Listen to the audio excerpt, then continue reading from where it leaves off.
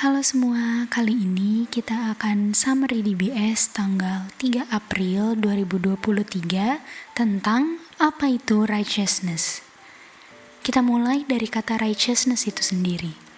Kata dasarnya adalah right, yang artinya adalah lawannya kesalahan, sama dengan kebenaran. Di Roma 8 ayat 3 dikatakan, ada sesuatu yang hukum tidak bisa lakukan. Dan kita hanya bisa tahu itu kalau kita mengerti dulu apa yang hukum bisa lakukan. Jadi, yang hukum bisa lakukan adalah mencerminkan sesuatu dengan benar. Cermin di sini adalah ilustrasi hukum.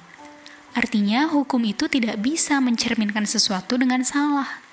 Makanya, hukum itu dijadikan patokan kebenaran karena hukum tidak akan salah mencerminkan sesuatu. Artinya, berdasarkan itu, yang hukum tidak bisa lakukan adalah menunjukkan atau mencerminkan sesuatu yang berbeda dari apa yang ada di depannya. Jadi, hukum itu adalah standar untuk kita bisa tahu apa yang benar, dan dia hanya akan kasih tunjuk apa yang tidak benar dan apa yang benar karena hukum itu benar. Prinsipnya adalah yang benar itu yang sama dengan hukum atau patokan itu. Contohnya, jika ada anjing dan kucing, salah satu itu harus salah. Kenapa? Karena hukum itu hanya sebagai satu patokan, tidak bisa dua-duanya. Artinya, jika anjing itu salah, artinya yang benar adalah kucing. Karena hukumnya itu kucing. Begitu juga sebaliknya. Jika kucing itu salah, artinya yang benar adalah anjing. Karena hukumnya itu anjing. Sekali lagi, prinsipnya adalah yang benar itu adalah yang sama dengan hukum atau patokan itu.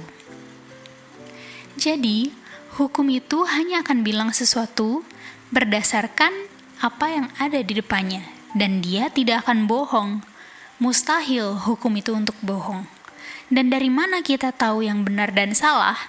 Lihat saja hukumnya. Karena hukum yang tentukan, sehingga yang salah adalah yang bertentangan dengan hukum.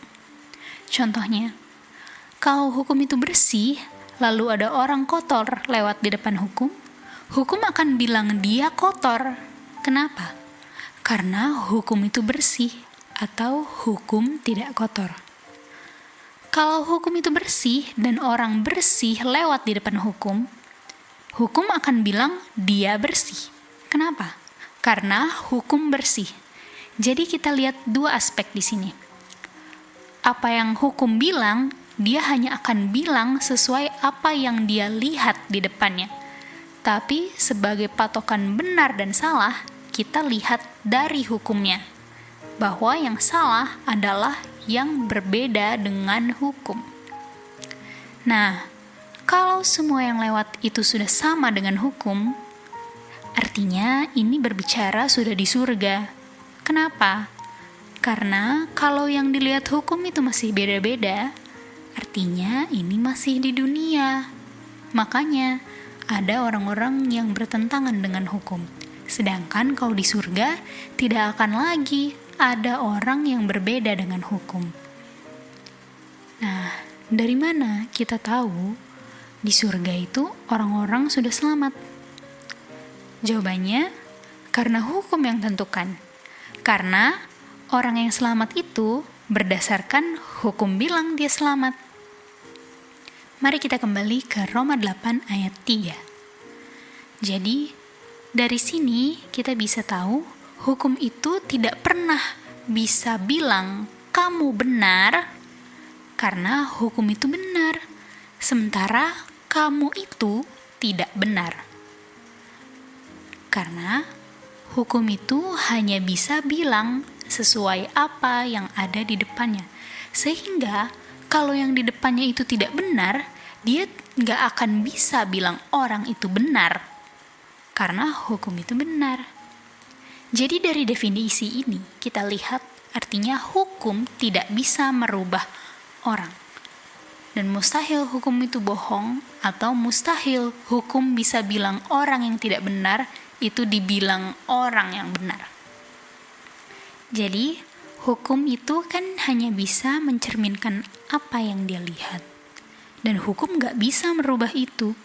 Dan orang itu juga tidak bisa merubah kondisinya sehingga hukum akan bilang itu terus. Seperti begini. Orang ini kondisinya kotor dan dia tidak bisa merubah kondisinya yang kotor itu menjadi kondisi yang bersih.